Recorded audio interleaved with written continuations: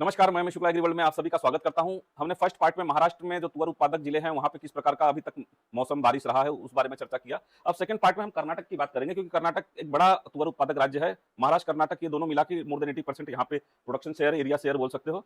तो इसलिए ये दो राज्य की मतलब जानकारी रखना सबसे ज्यादा जरूरी हो जाता है। और आपको बता दूं कि कर्नाटक में जो तुअर के प्रमुख उत्पादक जिले हैं इसमें बीदर, बीजापुर, यादगीर, रायचूर, बागलकोट, कोप्पल ये जिले प्रमुख रूप से हैं। तो यहीं पे अभी इस ये क्यूमुलेटिव डेटा है और क्यूमुलेटिव डेटा मतलब कि अभी सीजन का पूरा बारिश अभी तक कितना हुआ है इसके बारे में पहले चर्चा कर लेते हैं। तो बिदर में अभी इस सीजन पूरे मतलब बात करें तो ये 21 अगस्त तक का डेटा है, मतलब 1 जून से लेकर 21 अगस्त तक का। तो अगर बारिश देखेंगे तो बिदर में सामान्य कैटेगरी में आता है -14% कम बारिश हुई है। नीचे गुलबर्गा में देखेंगे तो काफी कम बारिश हुई है, -47। गुलबर्गा कर्नाटक में सबसे ज्यादा तुअर गुलबर्गा डिस्ट्रिक्ट में होता है और इसको जीआई का टैग मिला है और तुअर का हब भी बोला जाता है, गढ़। इसके बाद बीजापुर में देखेंगे तो -7% सामान्य कैटेगरी में बारिश हुई, -7 है यहाँ पे। मतलब ऐसा नहीं कि बहुत उल्लेखनीय बारिश हुई है, बारिश सामान्य कैटेगरी में -7% में। उसके बाद अगर यादगिर में देखें तो सामान्य कैटेगरी में लेकिन -16% कम बारिश हुई है। इसके बाद रायचूर में देखेंगे तो सामान्य से -22% कम बारिश हुई है, रेड जोन में आ रहा है। कोप्पल देखेंगे तो रेड जोन में आ रहा है, -25% सामान्य से कम बारिश हुई है। बागलकोट में सामान्य 0 है, न कम न ज्यादा, अभी सामान्य कैटेगरी में फिलहाल बना हुआ है। और गदग में देखेंगे तो -11% सामान्य कैटेगरी में लगभग लगभग। तो कुल मिला के अभी तक स्थिति देख रहे हैं सीजन में, तो जहां पे 3 जिलों में तुअर के अगर मैं बात करूं गुलबर्गा, रायचूर और इतना कोप्पल, यहाँ पे रेड जोन में दिख रहा है, मतलब यहाँ पे बारिश डेफिशिएंट रहा है। बाकी अगर देखेंगे तो बिदर, बागलकोट और बीजापुर ये कुछ जिले हैं। गदग में तो इतना तुअर नहीं होता। ये सब जो जिले हैं यहाँ पे जो है नॉर्मल जोन में, नॉर्मल कैटेगरी में आ रहा है। बट यहाँ पे भी मानसून बहुत ज्यादा अच्छा नहीं हुआ है और इस साल क्या हुआ, खंड खंड बारिश हुई, मतलब कि एक एरिया में बारिश हुई, एक एरिया सूखा रह गया। तो बारिश का जो मतलब डिस्ट्रीब्यूशन था बहुत अच्छा नहीं था। अब हम बात करेंगे आगे मंथली पैटर्न कैसा रहा बारिश का, उसके बाद वीकली, तो एक आइडिया लगेगा कि अभी हाल फिलहाल में किस प्रकार बारिश रहा है। तो अभी तक हमने क्यूमुलेटिव मतलब पूरे सीजन की बात की, बारिश कैसी थी। अब इस महीने अगर अगस्त महीने में अभी तक की बात करें, 1 अगस्त से लेकर 21 अगस्त तक बारिश कैसा रहा है तुअर जो जिले हैं। तो बीजापुर में देखेंगे तो अभी तक मतलब रेड जोन में आ रहा है, -51% सामान्य से कम बारिश है। नीचे आइए। गुलबर्गा में सबसे कम बारिश देखिए तो -61% दिखा रहा है अभी तक इस महीने, सामान्य से कम बारिश रहा है। बीजापुर में -30% सामान्य से कम बारिश रहा है। यादगिर में अगर देखेंगे तो ये 39% सामान्य से कम बारिश है। रायचूर में देखेंगे तो -47 सामान्य से कम बारिश है। बागलकोट में इसका परसेंटेज ये भी रेड जोन में आ रहा है, -39% कम बारिश रहा है। कोप्पल में देखेंगे तो -2% सामान्य कैटेगरी में आ रहा है। बट तुअर का जितना जो मेन जिले हैं अभी देखेंगे तो इसको जरा हटा देना। तो ओवरऑल देखेंगे तो अभी बिदर, गुलबर्गा, बीजापुर, बागलकोट, यादगिर, रायचूर यहाँ पे जो है इस महीने बारिश काफी डेफिशिएंट रहा है। तो अब इस जो चूंकि बुआई के बाद अब आगे पीछे बुआई हमने अभी हाल फिलहाल में वीडियो में भी देखा कि तुअर को पर्याप्त जो बारिश समय पे नहीं मिलने की वजह से क्या हुआ है कि उसका ग्रोथ नहीं हो पा रहा उतना। हालांकि आपको बता दूं कि गुलबर्गा में जो है इस महीने के शुरू में थोड़ी अच्छी वर्षा हुई थी कुछ जगह पे, चित्तापुर, सेडम, कलगी, सुलपेट और जो ये सब मैं जो एरिया का नाम ले रहा हूँ यहाँ पे लगभग लगभग जो जानकारी मिले 20-30% ऑलरेडी मतलब क्रॉप को इफेक्ट दिखना चालू हो गया है। इसलिए मतलब क्या हो रहा है कि तुअर के जो ये जो जिले हैं इन जिलों में जल्द बारिश की बहुत जरूरत है। अदरवाइज मतलब जो है क्रॉप को डेवलपमेंट से लेके आगे इल्ड में हर चीज में मतलब फर्क काफी बड़ा मतलब गिरावट देखने को मिल सकता है।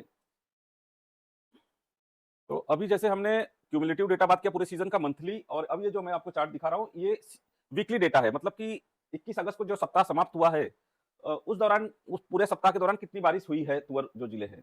तो अभी आप देख रहे होंगे कि जो बिदर डिस्ट्रिक्ट है येलो दिख रहा है, लार्ज डेफिशिएंट जोन में आ रहा है, यहाँ पे -88% कम बारिश हुई है, मतलब कि काफी बारिश कम रहा है। इसके बाद अगर बात करें गुलबर्गा की तो यहाँ पे बारिश नहीं के बराबर हुई है।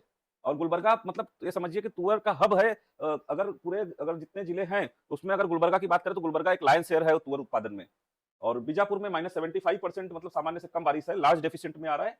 और अगर हम यादगिर की बात करें तो -87% कम बारिश हुई है।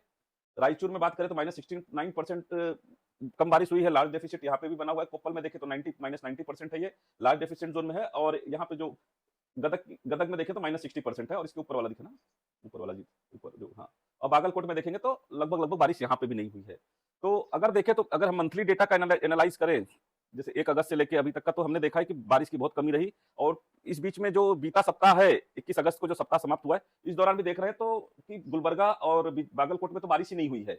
और जो जहां पे थोड़ी बहुत बारिश हुई है तो 5-10% ही बारिश हुई है, मतलब कि बहुत ही लार्ज डेफिशिएट रहा है बारिश का। तो अब हम जो हाल फिलहाल में जो ग्राउंड पे भी रिपोर्ट देख रहे हैं, जो वीडियोस आ रहे हैं, और हमने हाल में देखा है कि एमबी पाटिल जो कर्नाटक के मंत्री भी हैं कर्नाटक सरकार में, उन्होंने बीजापुर में कई जो है तालुका का दौरा किया है उन्होंने, और प्रभावित इलाकों में जो है अलग-अलग जैसे फसलों को जो नुकसान हुआ है उसका मुआयना भी किया और किसानों को उचित राहत देने का एक आश्वासन भी दिया है।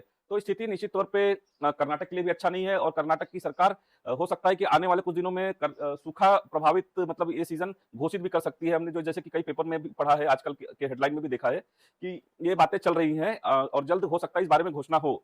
तो और आने वाले दिनों में जो मौसम का फोरकास्ट है वो भी बहुत ऑप्टिमिस्टिक नजर नहीं आ रहा है, एल नीनो का असर देखने को मिल रहा है। हालांकि सब ईश्वर से प्रार्थना करते हैं कि अच्छी बारिश हो, अच्छी फसल हो, और क्योंकि इकोनॉमी के लिए बहुत जरूरी है, क्योंकि हमारा जो कंट्री है एग्री पे डिपेंडेंट एक देश है, और अदरवाइज हमें आगे चल के इंपोर्ट पे रिलायबिलिटी हमारी ज्यादा जो है डिपेंडेंसी ज्यादा बढ़ जाएगी। तो उम्मीद करते हैं ईश्वर अच्छी पर्याप्त वर्षा दे इन इलाकों में, ताकि जो फसल है खरीफ की उनको एक लाइफ मिल सके। बट अभी तक की जो स्थिति है वो आपने देखा है कि जो है आप तक दिखाने का प्रयास किया, और ये ऐसा नहीं कि मैं अपनी तरफ से डेटा दिखा रहा हूँ, ये सारा ऑफिशियल डेटा है, आईएमडी की वेबसाइट पे जो अवेलेबल डेटा था वही मैंने दिखाया है। और एग्री वर्ल्ड की तरफ से पूरा प्रयास करते हैं कि आपको ऑथेंटिक जो जानकारी पहुंचाया जाए, और ये हमने जो जानकारी दी है ये प्योर मतलब कि मौसम की जानकारी, कोई हम बाय सेल या फिर ये रिकमेंड नहीं करना चाह रहे कि अब बारिश कम होगी तो बाय करना चाहिए। आप अपना ड्यू डिलिजेंस, अपना रिसर्च करने के बाद ही आप मार्केट में पोजीशन लीजिए, और इस वीडियो के माध्यम से कोई अगर मार्केट में पोजीशन लेता है तो एग्री वर्ल्ड प्रॉफिट लॉस होता है तो एग्री वर्ल्ड उत्तरदायी नहीं होगा। और पूरा कार्यक्रम आपको अच्छा लगा हो तो एग्री वर्ल्ड के चैनल को सब्सक्राइब जरूर कर ले, और अपने लाइक जरूर करें, और अपने फ्रेंड तक भी शेयर करें ताकि उनको भी ये जानकारी मिल सके, और अधिक से अधिक लोगों तक शेयर करें, क्योंकि इसको जो आप तक जानकारी पहुंचाने में काफी मेहनत लग रहा है, और हम और भी अच्छा रिसर्च करके आप तक जानकारी पहुंचाने का प्रयास करेंगे। तो इसके लिए आपका मोटिवेशन की जरूरत पड़ेगी, और वो सिर्फ सब्सक्राइब, लाइक, शेयर से हो सकता है, और इसमें कोई खर्चा नहीं है, फ्री है। तो जरूर आप इसमें हमें सहयोग करिए। धन्यवाद।